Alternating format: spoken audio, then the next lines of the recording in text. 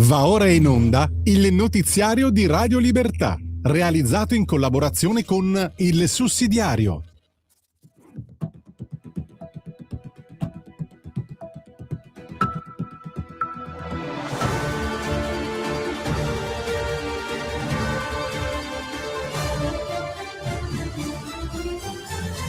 Buongiorno e benvenuti al TG di Radio Libertà in collaborazione con il Sussidiario.tv di oggi, lunedì 27 luglio 2026. In apertura, l'inchiesta sugli assalti ai cantieri TAV in Val di Susa. 4 antagonisti stranieri fermati, mentre restano al vaglio accuse e responsabilità dopo oltre 120 feriti tra le forze dell'ordine. Sul fronte internazionale, Donald Trump sospende temporaneamente i raid contro l'Iran e apre al dialogo, mantenendo alta la pressione sul nucleare e stretto di Hormuz. A Berlino, un morto e 29 feriti nell'attentato al Pride, definito terrorismo islamista. Al Senato arriva la stretta su asilo e migrazione, tra controlli, procedure rapide e rimpatri. Cambiano anche le regole sulle multe, più risorse alla sicurezza stradale e meno utilizzo per la spesa corrente. Infine Firenze, dove è stato posato il nuovo impalcato da 550 tonnellate del Ponte Alpino, alla presenza di Matteo Salvini. Questi i titoli, ora il resto del giornale. Devastazioni no TAV, 4 fermati. Stranieri al vaglio per gli assalti. 4 antagonisti stranieri sono stati fermati nell'inchiesta sugli assalti ai cantieri TAV in Val di Susa. Potrebbero appartenere all'area del cosiddetto blocco nero, ma posizioni e contestazioni restano al vaglio degli inquirenti. La Procura di Torino ipotizza per ora il reato di devastazione. Gli attacchi hanno provocato oltre 120 feriti tra le forze dell'ordine, colpite con pietre, bombe carta e incendi. Salvini ha espresso solidarietà agli agenti.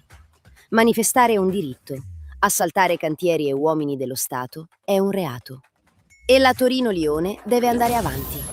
Trump ferma i raid. Forza sull'Iran, spazio al dialogo. Donald Trump mette temporaneamente in pausa gli attacchi americani contro l'Iran e concede spazio alla trattativa. La pressione resta alta, così come l'attenzione sullo stretto di Hormuz, decisivo per il commercio mondiale dell'energia. La strategia è mostrare la forza e poi negoziare, impedire a Teheran di arrivare alla bomba atomica, garantire la libertà di navigazione ed evitare una guerra permanente. Il petrolio è sceso di oltre il 5%, alleggerendo carburanti e bollette. Ma la partita resta aperta. Il programma nucleare iraniano è un'incognita e Hormuz non è ancora al sicuro. Berlino, terrore ISIS. Un morto e 29 feriti al Pride. Un morto e 29 feriti nell'attentato contro il Pride di Berlino. Le autorità tedesche parlano di terrorismo islamista. Il presunto attentatore, indicato come sostenitore dell'ISIS, è stato ucciso dalla polizia dopo aver affrontato gli agenti con un coltello. Il bersaglio era una manifestazione delle libertà occidentali. Salvini afferma che il fanatismo islamico è il problema in Italia e in Europa e chiede accordi trasparenti e vincolanti con lo Stato per concedere nuovi spazi alle organizzazioni islamiche. Non si accusa un'intera comunità religiosa, si pretende che l'Occidente riconosca la minaccia e difenda le proprie libertà. Asilo, stretta al Senato. Controlli, procedure e rimpatri. Migrazione e asilo sono al centro dei lavori del Senato, dove è in esame il disegno di legge numero 1939, collegato alle nuove regole europee. Per oggi è fissato il termine per gli ordini del giorno, mentre il provvedimento attende il passaggio in assemblea. Il diritto d'asilo deve proteggere chi fugge da guerre e persecuzioni, ma non può servire ad aggirare le frontiere o impedire il rimpatrio di chi non ha i requisiti. Per la Lega servono controlli efficaci, procedure rapide ed espulsioni eseguite. Il testo non è definitivo, ma la linea deve restare chiara. Accoglienza per chi ne ha diritto e fermezza per chi viola le regole. Multe, basta fare cassa.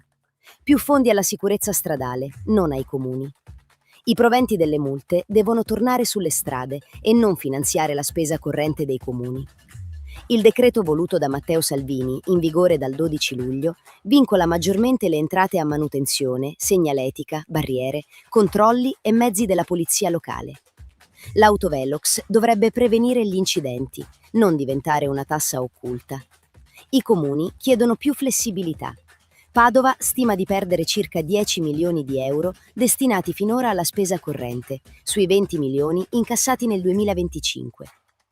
La difficoltà è reale, ma il denaro delle sanzioni deve finanziare strade più sicure. Salvini, il ponte c'è. A Firenze, varo da 550 tonnellate. Nella notte a Firenze è stato posizionato il nuovo impalcato del ponte alpino nel nodo ferroviario cittadino. 550 tonnellate d'acciaio movimentate alla presenza del ministro delle infrastrutture Matteo Salvini. Il ponte è stato sollevato con una gru da 2000 tonnellate. L'opera punta a migliorare la mobilità urbana e la circolazione ferroviaria. Alcune tratte resteranno sospese fino alle 11 di giovedì 30 luglio per completare i lavori in sicurezza. C'è chi assalta i cantieri e chi lavora di notte per portare avanti le opere. Radio Libertà, in collaborazione con il sussidiario.tv, presenta gli approfondimenti di oggi. Antagonisti e terrore, lo Stato arriva dopo. Berlino e TAV, prevenzione fallita. Quanto deve essere evidente una minaccia prima che le istituzioni intervengano? È la domanda posta da Renato Farina sul sussidiario.net, confrontando, senza confonderli, il terrorismo islamista a Berlino e la violenza antagonista in Val di Susa. In Germania, secondo la ricostruzione, il presunto attentatore era già noto come radicalizzato e pericoloso. Era stato condannato e inserito in un programma di deradicalizzazione. Eppure ha potuto colpire. In Val di Susa la mobilitazione era annunciata. Gli assalti hanno mostrato organizzazione, materiali offensivi e capacità di colpire più obiettivi. Non esiste un collegamento operativo accertato. Il punto comune è che lo Stato conosce il pericolo, ma troppo spesso interviene dopo, lasciando il conto a cittadini e forze dell'ordine. Salvini difende gli agenti e assicura che la Torino-Lione non sarà fermata dagli incappucciati. La sicurezza si costruisce prima, dopo restano gli errori. Hormuz pesa sui conti. Energia e BCE sfidano l'Italia. L'Italia ha mantenuto una linea prudente sui conti pubblici, ma una crisi nata lontano può arrivare nelle tasche degli italiani. Luigi Campiglio, professore di politica economica all'Università Cattolica, osserva sul sussidiario.net che in Europa il deficit è leggermente migliorato, mentre il debito è tornato a crescere. L'Italia resta vulnerabile. L'alto debito diventa più difficile da controllare quando la crescita rallenta. Il primo rischio arriva dallo stretto di Hormuz. Se aumentano petrolio e gas, salgono benzina, bollette e trasporti. Le imprese perdono competitività e il governo può dover finanziare nuovi aiuti. La pausa nei raid decisa da Trump offre respiro ai mercati e alla diplomazia, ma la crisi iraniana non è risolta. Campiglio ritiene più probabile un rialzo dei tassi della BCE. È una previsione, non una decisione, ma renderebbe più costosi mutui, prestiti e debito.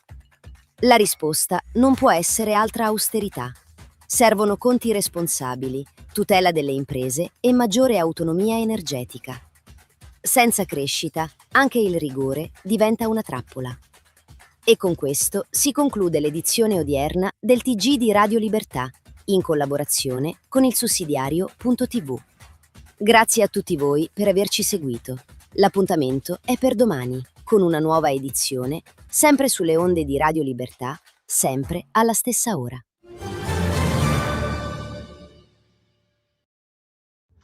Avete ascoltato il notiziario di Radio Libertà, realizzato in collaborazione con il